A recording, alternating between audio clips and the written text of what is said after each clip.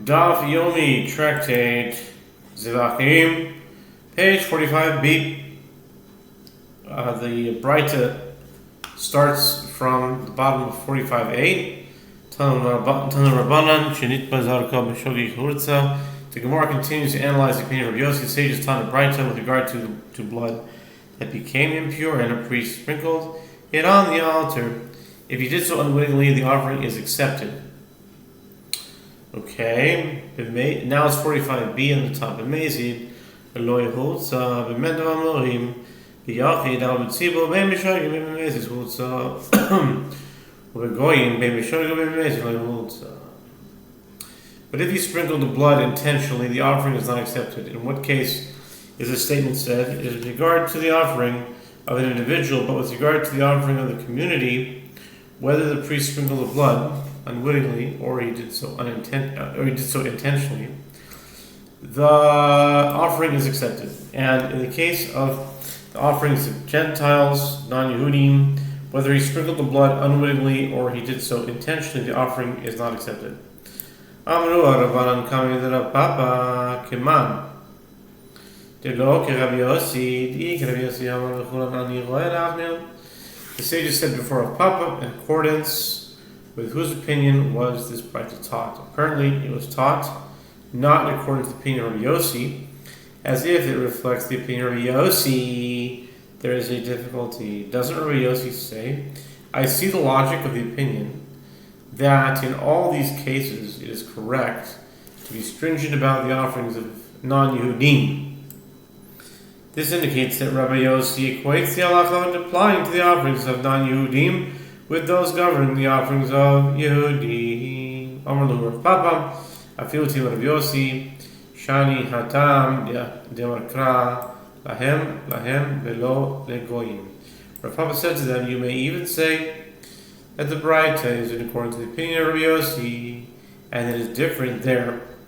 As the verse states with regard to the high priest's front plate, which atones for ritual impurity contracted by offerings in the temple without the knowledge of those offering them, and it shall be always upon his forehead that it may be accepted for them before the Lord. Exodus 28:38, which indicates that it is accepted for them, meaning for Yehudim, but not for non-Yehudim. Rav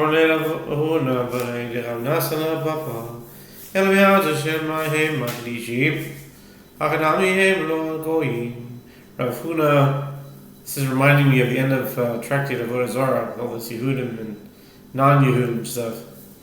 Rav Yehuda, the son of Natan, said to Rav Papa, if that is so, with regard to the verse discussing ritually impure priests and consecrated items, that they separate themselves from the sacred items of the children of Israel, which they consecrate to me. Leviticus 22 verse 2. So too would Rabbi Yossi say that the prohibition against eating consecrated items in a state of ritual impurity applies only to offerings which they, Yehudim, consecrate, and not to those of non-Yehudim. This cannot be, as Rabbi Yossi explicitly states in the Breita, that in this regard the offerings of non-Yehudim are like those of Yehudim. Ella, Amar Ravashi, rather, Ravashi says that it is not from the words for them that one derives that the offering of a non-Yehudi is not accepted when the blood that was sprinkled had become impure. Rather, it is because the atonement achieved by way of the high priest's front plate does not apply to the non-Yehudim, as the verse states, that it may be accepted for them before the Lord. Exodus 28:38 and non-Yehudim are not subject to the acceptance of offerings. Okay, that's it. And now, new Mishnah. Devarim she'ein chayav aleim mishum pigul, chayav aleim mishum noita, u'mishum tameh chutz min hadam. Rav Shimon mechayev b'davar shedakan le'echod, aval ha'etzi b'alavoyim v'chayres, ein chayav aleim mishum tumah. Even with regard to those items enumerated in the previous mission 42b, for which one is not liable for eating them due to violation of the prohibition of pigul. For example, the handful of frankincense, the incense, one is nevertheless liable for eating them due to violation of the prohibition total, and due to violation of the prohibition against eating consecrated food, while ritually impure except for the blood.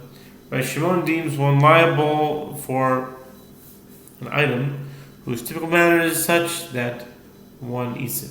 But with regard to the wood, the frankincense, and the incense, one is not liable for eating them due to violation of the prohibition against eating a consecrated item while ritually impure.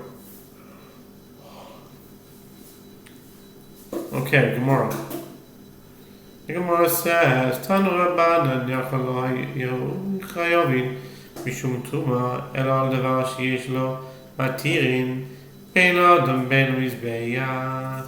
The sages taught in a Braita, it might have been thought that one should be liable due to violation of the prohibition against eating consecrated food while in a state of original impurity only for an item that has permitting factors, either for consumption by a person or for the burning on the altar.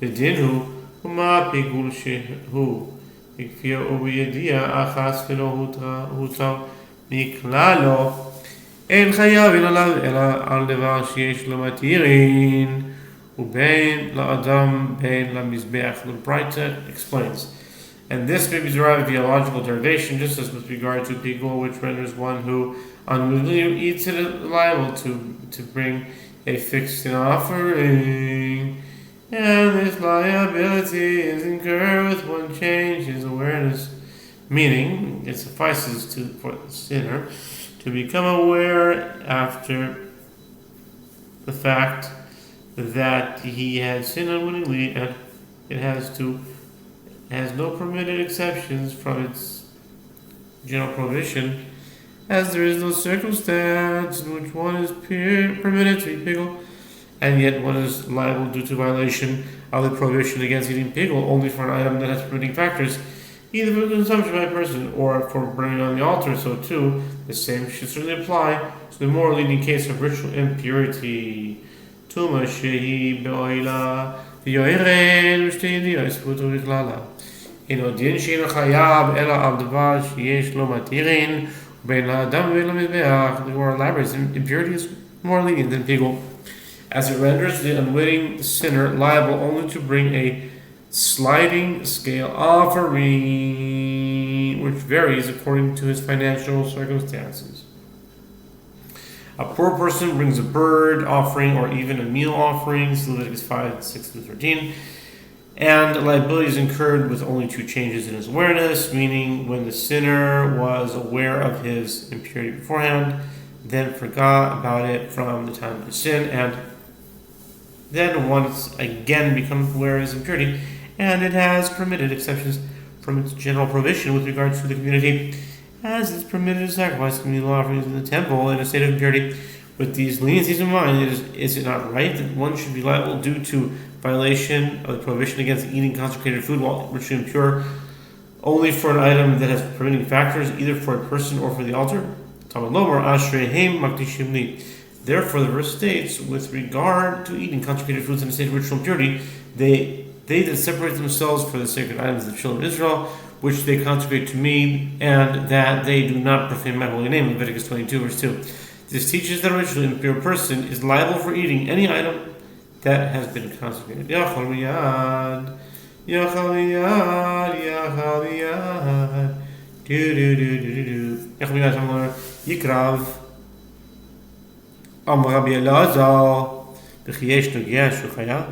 One might have thought that one is liable for eating sacred items immediately after they have been consecrated. Therefore, the verse states, whoever is of all your seed among your generations that approaches the sacred times, Leviticus 22 verse 3, and Rabbi Elazar said in explanation of the verse, but is there one who merely touches, meaning approaches consecrated items, who is liable? Only one who eats consecrated food while in a state of ritual impurity is liable. Rather, what is the meaning? What is it going to teach us? What does it mean when the verse says approaches?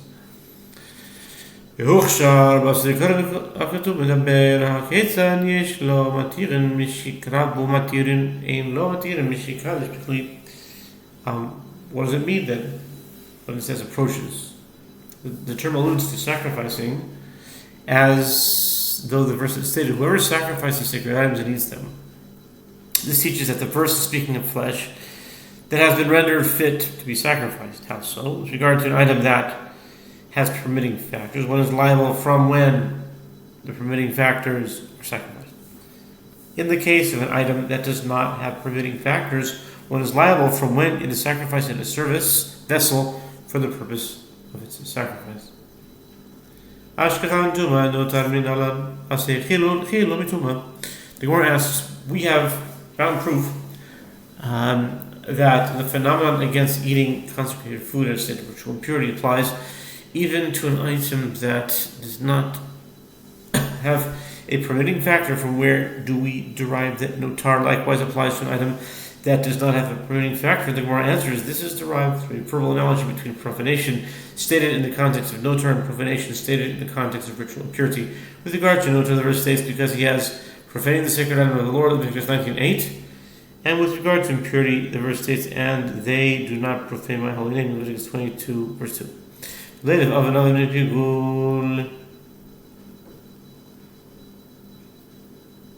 Gemara challenges, but let the halach of notar be derived through a verbal analogy between iniquity stated in the context of notar and iniquity stated in the context of pigul. With regard to pigul, the verse states, if shall be pigul, it shall be pigul, and the soul that eats of it shall bear his iniquity, Leviticus 7:18. And with regard to leftover sacrificial meat, the verse states, therefore anyone who eats it shall bear his iniquity, Leviticus 19, verse 8. If so, the halakha of notar should be similar to that of pigul, for one is liable only for an item that has a permitting factor. The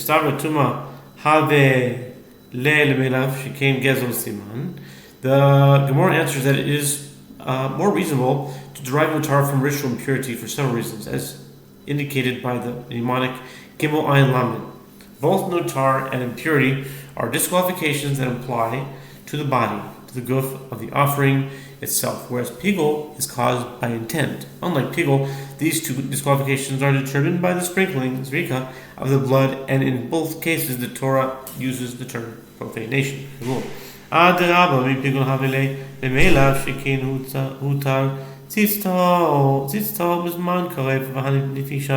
Gemara responds, on the contrary, it is more reasonable to derive notar from pigul, as, like pigul, it does not have permitted exceptions from its general prohibition. It has no atonement through the high priest's front plate. Both notar and pigul apply to a ritually pure offering. These disqualifications are dependent on time, and both of them are disqualifications of them, and both of them are disqualifications of the item being sacrificed, not the priest performing the service. None of these features are true ritual impurity, and these reasons for comparing notar to pigul are more numerous. Ella amar midekani levi, ella midetani levi, betani levi. Menayin shapit pas bifsoil, the man hakatu be'aber, hamalomar, the loichalu, echim.